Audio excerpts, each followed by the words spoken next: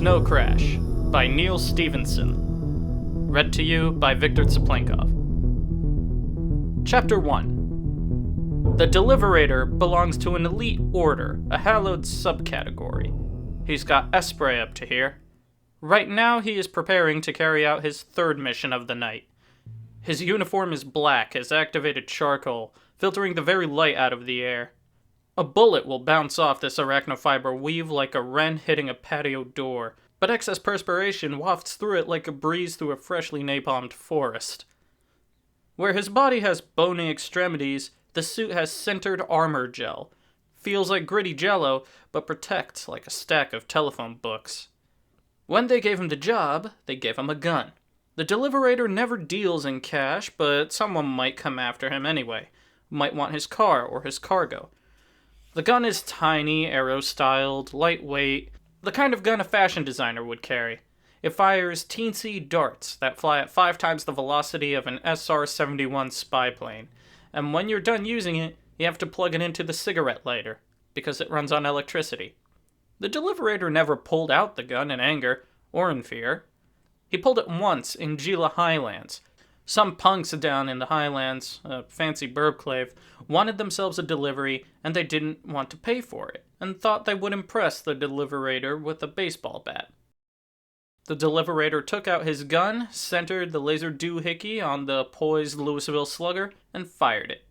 The recoil was immense, as though the weapon had blown up in his hand, but the middle third of the baseball bat turned into a column of burning sawdust, accelerating in all directions like a bursting star.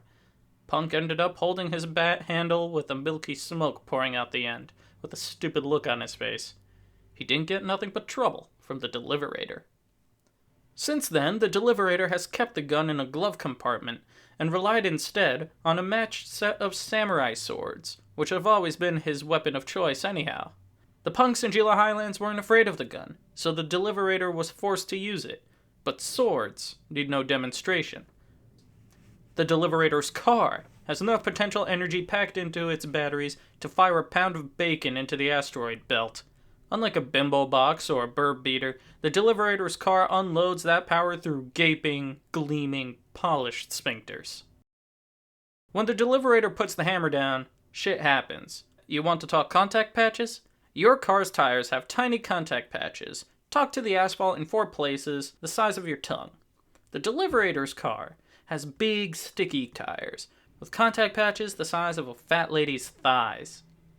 The Deliberator is in touch with the road, starts like a bad day, stops on a peseta. Why is the Deliberator so equipped? Because people rely on him. He is a role model. This is America, and people do whatever the fuck they feel like doing. You got a problem with that? Because they have the right to, and because they have guns, and no one can fucking stop them. As a result, this country has one of the worst economies in the world. When it gets down to it, talking trade balances here, once we brain-drained all our technology into other countries, once things have evened out, they're making cars in Bolivia and microwave engines in Tajikistan and selling them here, once our edge in natural resources has been made irrelevant by giant Hong Kong ships and dirigibles that can ship North Dakota all the way to New Zealand for a nickel, once the invisible hand has taken all those historical inequities and smeared them out into a broad global layer of what a Pakistani bricklayer may consider prosperity, you know what? There's only 4 things we can do better than anyone else. Music, movies, microcode, high-speed pizza delivery. The Deliberator used to make software, still does sometimes, but if life was a mellow elementary school run by well-meaning education PhDs, the Deliberator's report card would say, "Hero is so bright and creative, but he needs to work harder on his cooperation skills." So now he has this other job. No brightness or creativity involved, but no cooperation either. Just a single principle. The Deliberator stands tall, your pie in 30 minutes, or you can have it free, shoot the driver, take his car, file a class action lawsuit, whatever. The Deliberator has been working this job for 6 months, a rich and lengthy tenure by his standards, and has never delivered a pizza in more than 21 minutes. Oh, how they used to argue over times. Many corporate deliveries lost to it. Homeowners, red-faced and sweaty with their own lies, stinking of Old Spice and job-related stress, standing in their glowing yellow doorways, brandishing their Seikos, and waving at the clock over the kitchen sink. I swear, can't you guys tell time? Didn't happen anymore. Pizza delivery is a major industry, a managed industry. People went to Costa Nostra Pizza University 4 years just to learn it. Came in its doors unable to write a single English sentence from Abkhazia, Rwanda, Guanajuato, South Jersey, and came out knowing more about pizza than a Bedouin knows about sand. And they had studied this program, graphed the frequency of doorway delivery time disputes, wired the early deliverators to record, then analyze the debating tactness, the voice stress histograms, the distinctive grammatical structures employed by white middle-class Type A burb-clave occupants who, against all logic, have decided that this was the place to take their personal Custerian stand against all that was stale and deadening in their lives. They were going to lie or delude themselves about the time of their phone call and get themselves a free pizza. No, they deserved a free pizza along with their life, liberty, and pursuit of whatever. It was fucking inalienable. Sent psychologists out to these people's houses, gave them a free TV set to submit to an anonymous interview, hooked them to polygraphs, studied their brainwaves, and showed them choppy, inexplicable movies of porn queens and late-night car crashes and Sammy Davis Jr., put them in some sweet-smelling mauve-walled rooms, and asked them questions about ethics so perplexing that even a Jesuit couldn't respond without committing a venial sin. The analysts at Costa Nostra Pizza University concluded that it was just in human nature, and you couldn't fix it. And so they went with a quick, cheap technical fix. Smart boxes. The pizza box is a plastic carapace now, corrugated for stiffness. A little LED readout glowing on the side, telling the deliberator how many trade imbalance producing minutes have ticked away since the fateful phone call. There are chips and stuff in there. The pizzas rest, short stack of them, in a slot behind the deliberator's head. Each pizza glides into a slot like a circuit board on a computer, clicks into place at the SmartBox interfaces on the onboard system in the deliberator's car. The address of the caller has already been infirmed from his phone call and poured into the SmartBox's built-in RAM. From there, it is communicated to the car, which computes and projects the optimal route on a heads-up display, a glowing, colored map traced out against a windshield so that the deliberator does not even need to glance down. If the 30-minute deadline expires, news of the disaster is flashed to Costa Nostra Pizza headquarters and relayed there to Uncle Enzo himself, the Sicilian Colonel Sanders, the Andy Griffith of Bensonhurst, the straight razor-swinging figment of many deliberators' nightmares, the capo and prime figurehead of Costa Nostra Pizza Incorporated, who will be on the phone to the customer within 5 minutes, apologizing profusely. The next day, Uncle Enzo will land on the customer's yard in a jet helicopter and apologize some more and give him a free trip to Italy. All he has to do is sign a bunch of releases that make him a public figure and a spokesperson for Costa Nostra Pizza, and basically end his private life as he knows it. He will come away from the whole thing feeling that somehow he owes the Mafia a favor. The deliberator does not know for sure what happens to the driver in such cases, but he has heard some rumors. Most pizza deliveries happen in the evenings, which Uncle Enzo considers to be his private time. And how would you feel if you had to interrupt dinner with your family in order to call some obstreperous dork in the burbclave and grovel for a late fucking pizza? Uncle Enzo has not put in 50 years serving his family and his country so that, at the age of when most people are playing golf and bobbling their granddaughters, he can get out of the bathtub dripping wet and lie down and kiss the feet of some 16-year-old skate punk whose pepperoni pizza was 31 minutes incoming. Oh, God. It makes the deliberator breathe a little shallower just thinking of the idea. But he wouldn't drive for Costa Nostra Pizza any other way. You know why? Because there's something about having your life on the line. It's like being a kamikaze pilot. Your mind is clear. Other people, store clerks, burger flippers, software engineers, the whole vocabulary of meaningless jobs that make up a life in America. Other people just rely on plain old competition. Better flip your burgers and debug your software faster and better than your high school classmate 2 blocks down the strip is flipping and debugging, because we're in a competition with those guys, and people notice these things. What a fucking rat race that is. Costa Nostra Pizza doesn't have any competition. Competition goes against the mafia ethic. You won't work harder because you're competing against some identical operation down the street.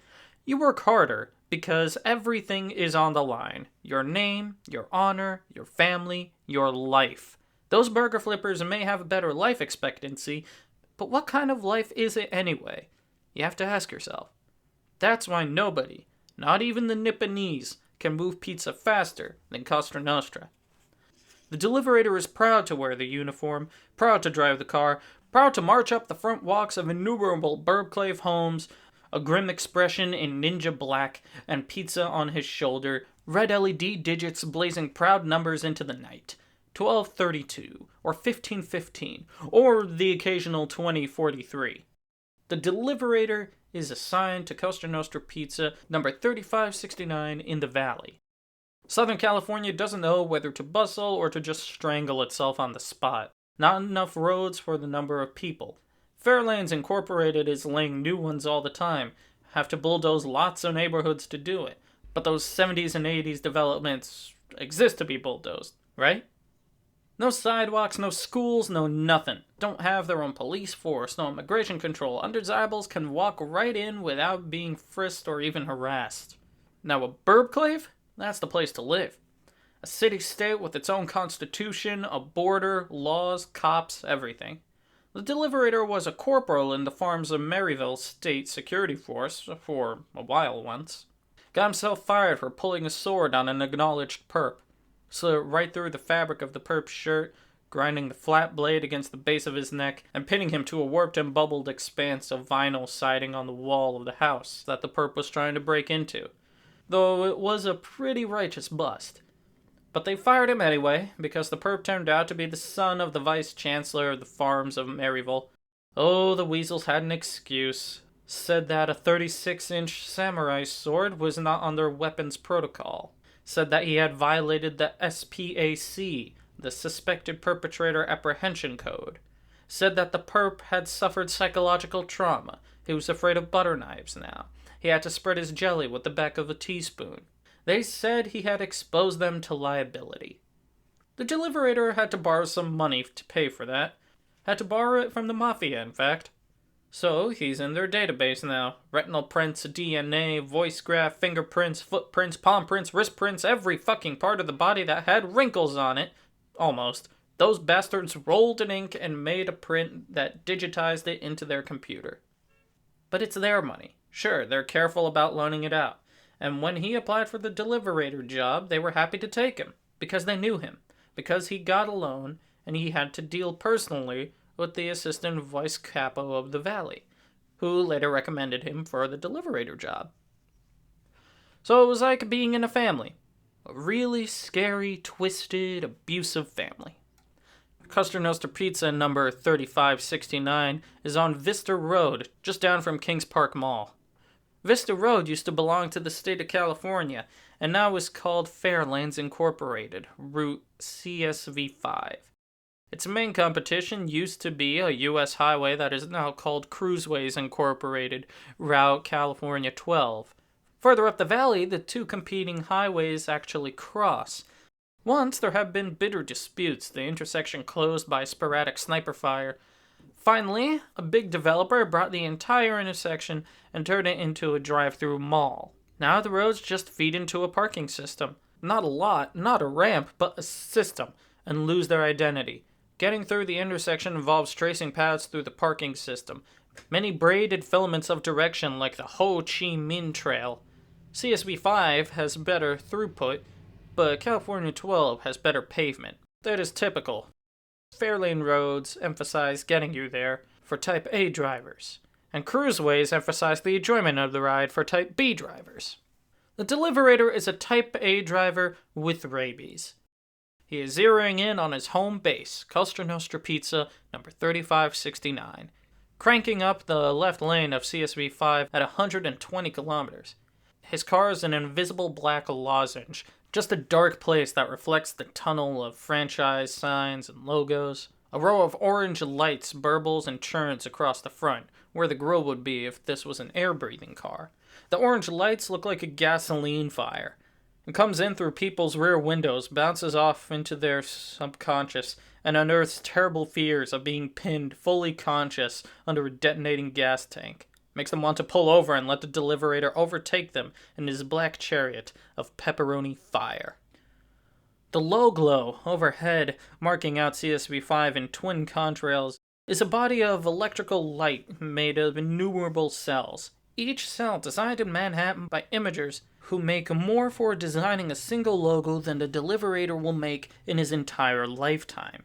Despite their efforts to stand out, they all smear together, especially at 120 kilometers per hour. Still, it is easy to see Costa Nostra Pizza, number 3569, because of the billboard, which is wide and tall even by current inflated standards. In fact, the squat franchise itself looks like nothing more than a low-slung base for the great aramid fiber pillars that thrust the billboard up into the trademark firmament. Marca registrata, baby. The billboard is a classic, a chestnut, not a figment of some fleeting mafia promotional campaign. It is a statement, a monument built to endure, simple and dignified. It shows Uncle Enzo in one of his spiffy Italian suits. Pinstripes glint and flex like sinew.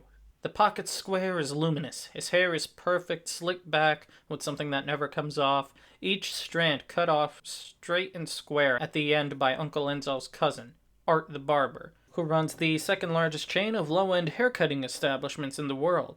Uncle Enzo is standing there, not exactly smiling, an avuncular glint in his eye for sure, not posing like a model, but standing there like your uncle would. And it says, "The Mafia. You got a friend in the family." Paid for by the Our Thing Foundation. The billboard serves as the Deliberator's pole star. He knows that when he gets to the place on CSB-5 where the bottom corner of the billboard is obscured by pseudo-Gothic stained glass arches of the local Reverend Wayne's Pearly Gates franchise, it's time for him to get over into the right lane, where the retards and the bimbo boxes poke along, random, indecisive, looking at each passing franchise's driveway like they don't know if it's a promise or a threat. He cuts off a bimbo box, a family minivan, veers past the buy and fly that is next door, and pulls into Costa Nostra Pizza, number 3569. Those big, fat contact patches complain, squeal a little bit, but they hold to the patented Fairlanes Incorporated high-traction pavement and guide him to the chute. No other Deliberators were waiting in the chute. That is good. That means a high turnover for him, fast action, keep moving that zuh. As he scrunches into a stop, the electromechanical hatch on the flank of his car is already opening to reveal his empty pizza slots, the door clicking and folding back in on itself like the wings of a beetle. The slots are waiting for hot pizza. And waiting. The Deliberator honks his horn. This is not a nominal outcome. Window slides open. That should never happen. You can look at the 3-ring binder of Costa Nostra Pizza University, cross-reference the citation for window, chute, dispatchers, and it will give you all procedures for that window, and it should never be opened, unless something has gone wrong. The window slides open and, are you sitting down? Smoke comes out of it. The Deliberator hears a discordant beetling over the metal hurricane of his sound system, and realizes that it's the smoke alarm coming from inside the franchise. Mute button on the stereo. Oppressive silence. His eardrums uncringe. The window is buzzing with the cry of smoke alarms. The car idles, waiting. The hatch has been open too long. Atmospheric pollutants are congealing on the electrical contacts in the back of the pizza slots. You'll have to clean them ahead of schedule. Everything is going exactly the way it shouldn't go in the 3-ring binder that spells out the rhythms of the pizza universe. Inside, a football-shaped Abkhazian man is running to and fro, holding a 3-ring binder open, using his spare tire as a ledge to keep it from collapsing shut. He runs with the gait of a man carrying an egg on a spoon. He is shouting in an Abkhazian dialect. All the people who run Costa Nostra Pizza franchises in this part of the valley are Abkhazian immigrants. It does not look like a serious fire. The Deliberator saw a real fire once, at the farms of Maryville, and you couldn't see anything for the smoke. That's all it was, smoke burbling out of nowhere, occasional flashes of orange light down at the bottom, like heat lightning in tall clouds. This was not that kind of fire. It's the kind of fire that just barely puts out enough smoke to detonate the smoke alarms. And he's losing time for this shit. The deliberator holds the horn button down. The Abkhazian manager comes to the window. He is supposed to be using the intercom to talk to drivers. He could say whatever he wanted to, and it would have piped straight into the deliberator's car. But no. He has to talk face to face, like the deliberator is some kind of fucking ox cart driver. He is red-faced, sweating. His eyes roll as he tries to think of the English words. Fire, a little one, he says. The deliberator says nothing, because he knows that all of this is going on videotape. The tape is being pipelined, as it happens, to Costa Nostra Pizza University, where it will be analyzed in a pizza management science laboratory. It will be shown to Pizza University students, perhaps to those very students who will replace the man when he gets fired, as a textbook example of how to screw up your life. New employee put his dinner in the microwave, had foil on it. Boom! The manager says. Abkhazia had been part of the Soviet fucking Union. A new immigrant from Abkhazia trying to operate a microwave is like a deep-sea tube worm doing brain surgery. Where did they get these guys? Weren't there any Americans who could bake a fucking pizza? Just give me one pie, the deliberator says. Talking about pies, snaps the guy into the current century. He gets a grip. He slams the window shut, strangling the relentless keening of the smoke alarm. A Nipponese robot arm shoves a pizza out into the top slot. The hatch folds shut to protect it. As the deliberator is pulling out the chute, building up speed, checking the address that is flashed across his windshield, deciding whether or not to turn right or left, it happens. His stereo cuts out again on command of the onboard system. The cockpit lights go red. Red. A repetitive buzzer begins to sound. The LED readout on his windshield, which echoes the one on the pizza box, flashes up 20. They have just given a deliberator a 20-minute-old pizza. He checks the address. It is 12 miles away. Chapter 2. The deliberator lets out an involuntary roar and puts the hammer down. His emotions tell him to go back and kill that manager, get his swords out of the trunk, drive in through the little sliding window like a ninja, track him down through the moiling chaos of the microwaved franchise, and confront him in a climactic, thick-crust apocalypse. But he thinks the same thing when someone cuts him off on the freeway, and he's never done it. Yet. He can handle this. This is doable. He cranks up the orange warning lights to maximum brilliance, puts his headlights on auto flash. He overrides the warning buzzer, jams the stereo over to taxi scan, which cruises all the taxi driver frequencies, listening for interesting traffic. Can't understand a fucking word. You can buy tapes, learn while you drive, and learn to speak taxi lingo though. It was essential to get a job in that business. They said it was based on English, but not one word in 100 is recognizable. Still, you can get an idea. If there was trouble on this road, they'd be babbling about it in taxi lingo. Give him some warning, let him take an alternate route so he wouldn't get... He grips his wheel. Stuck in traffic. His eyes get big, and he can feel the pressure driving them back into his skull. Or caught behind a mobile home. His bladder is very full. And deliver the pizza. Oh God. Oh God. Late. 22:06 hangs on the windshield, but all he can see, all he can think about, is 30:01. The taxi drivers are buzzing about something. Taxi lingo is mellifluous babble with a few harsh foreign sounds, like butter spiced with broken glass. He keeps hearing fare. They are always jabbering about their fucking fares. Big deal. What happens if you deliver your fare late? You don't get as much of a tip? Big deal. Big slowdown at the intersection of CSV 5 and Oahu Road. Per usual, only way to avoid it is through cutting through the Mews at Windsor Heights. TMAs all have the same layout. When creating a new burbclave, TMA Development Corporation will chop down any mountain ranges and divert the course of any mighty rivers that threaten to interrupt this street plan, ergonomically designed to encourage driving safety. The deliberator can go into the Mews at Windsor Heights anywhere from Fairbanks to Yaroslavl to the Shenzhen Special Economic Zone and find his way around.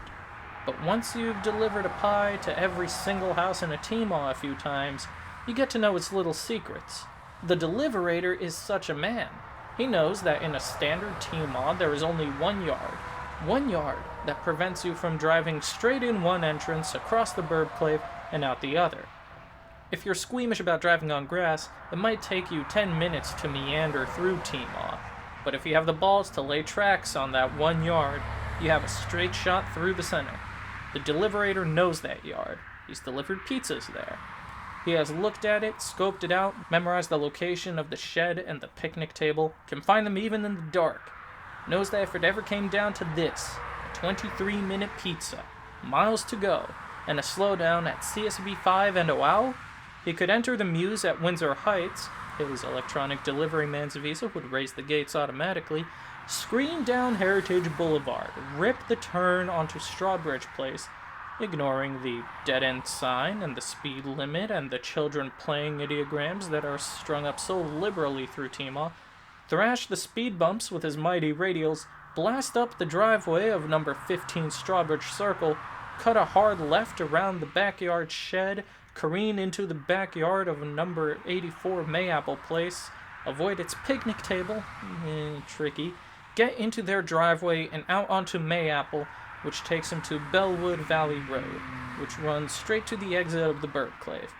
T-Mall security police might be waiting for him at the exit, but their STDs, severe tire damage devices, only point one way. They could keep people out, but not keep them in. This car can go so fucking fast that if a cop took a bite of a donut as the deliverator was entering Heritage Boulevard, he probably won't be able to swallow it until about the time the deliverator was shrieking out onto Oahu. Thunk. And more red lights come onto the windshield. The perimeter of the deliverator's vehicle has been breached. No, it can't be. Someone is shadowing him, right off his left flank. A person on a skateboard rolling down the highway right behind him, just as he was laying in his approach vectors for Heritage Boulevard, too. The deliverator, in his distracted state, has allowed himself to get pooned, as in harpooned. It is a big, round, padded electromagnet at the end of an arachnofiber cable. It had just thunked onto the back of the deliverator's car and stuck. 10 feet behind him, the owner of this cursed device is surfing, taking him for a ride, skateboarding along like a water skier behind a boat. In the rear view, flashes of orange and blue. The parasite is not just a punk having a good time. This is a businessman making money. The orange and blue coverall, bulging all over with sintered armor gel padding, is the uniform of a courier from Ratty KS, Radical Courier Systems. Like a bicycle messenger, but 100 times more irritating, because they don't pedal under their own power, they just latch on and slow you down. Naturally. The deliverator was in a hurry, flashing his lights, squealing his contact patches, the fastest thing on the road. Naturally, the courier would choose him to latch onto. No need to get rattled. With the shortcut through T-Mall, he will have plenty of time. He passes a slower car in the middle lane, then cuts right in front of him. The courier will have to unpoon or else be slammed sideways into the slower vehicle. Done. The courier isn't 10 feet behind him anymore. He's right there, peering in the rear window. Anticipating the maneuver, the courier reeled in his cord, which is attached to a handle with a power reel in it, and is now right on top of the pizza-mobile, the front wheels of his skateboard actually underneath the deliverator's rear bumper. An orange and blue gloved hand reaches forward, a transparent sheet of plastic draped over it, and slaps the driver's side window. The deliverator has just been stickered. The sticker is a foot across and reads big orange block letters, printed backwards so he can read it from the inside. That was stale. He almost misses the turnoff for the Muse at Windsor Heights. He has to jam the brakes, let traffic clear, and cut across the curb lane to enter the birdclave. The border post is well lighted, the customs agents ready to frisk all comers, cavity search them if they're the wrong kind of people, but the gate flies open as if by magic as the security system senses that this is a Costa Nostra pizza vehicle. Just making a delivery, sir. As he goes through, the courier, that tick on his ass, waves to the border police. What a prick, like he comes here all the time. He probably does come here all the time, picking up important shit for important T-Maw people, delivering it to other FOQNEs, franchise, organized, quasi-national entities, getting it through customs. That's what couriers do, but still. He's going too slow, lost all his momentum. His timing is off. Where's the courier? Ah, there he is. Reeled down some line and is following behind again. The deliverator knows that this jerk is in for a big surprise. Can he stand his fucking skateboard when he's being hauled over the flattened remains of some kid's plastic tricycle at 100 kilometers? We are going to find out. The courier leans back. The deliverator can't help watching in the rear view. Leans back like a water skier, pushes off against his board, and swings around beside him, now traveling abreast with him up Heritage Boulevard. And slap! Another sticker goes up, this one on the windshield. It says, "Smooth move, X-Lax." The deliverator has heard of these stickers. It takes hours to get them off. Have to take the car into a detailing place and pay trillions of dollars. The deliverator has two things on his agenda now. He is going to shake this street scum, whatever it takes, and deliver the fucking pizza, all in the space of 24-23. The next 5 minutes and 37 seconds. This is it. Gotta pay more attention to the road. He swings onto the side street, no warning, hoping to maybe whiplash the courier into a street sign on the corner. It doesn't work. The smart ones watch your front tires. They see when you're turning. Can't surprise them. Down Strawbridge Place. It seems so long, longer than he remembered. Natural when you're in a hurry. Sees the glint of cars up ahead, cars parked sideways on the road. These must be parked in a circle. And there's the house. Light blue vinyl clapboard 2-story with 1-story garage on the side. He makes that driveway the center of his universe. Puts the courier out of his mind. Tries not to think about Uncle Enzo. What he might be doing right now. In the bath, maybe, or taking a crap, or making love to some actress, or teaching Sicilian songs to one of his 26 granddaughters. The slope of the driveway slams his front suspension halfway into his engine compartment, but that's what suspensions are for. He evades the car in the driveway. Must have visitors tonight. Doesn't remember that these people drove a Lexus. Cuts through the hedge, into the side yard, looks for that shed. That shed he absolutely must not run into. It's not there, they took it down. Next problem, the picnic table in the next yard. Hang on, there's a fence. When do they put up a fence? This is no time to put on the brakes. Got to build up some more speed, knock it down without blowing all this momentum. It's just a 4-foot wooden thing. The fence goes down easy. He loses maybe 10% of his speed. But strangely, it looks like an old fence. Maybe he made the wrong turn somewhere, he realizes, as he catapults into an empty backyard swimming pool.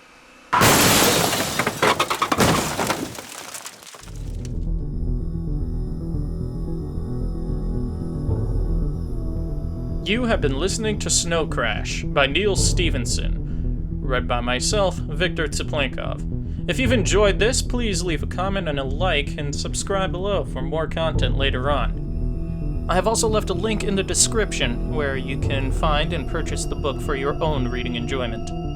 If you have any suggestions or requests for any future readings, please let me know in the comments below. Thank you for listening, and have a nice day.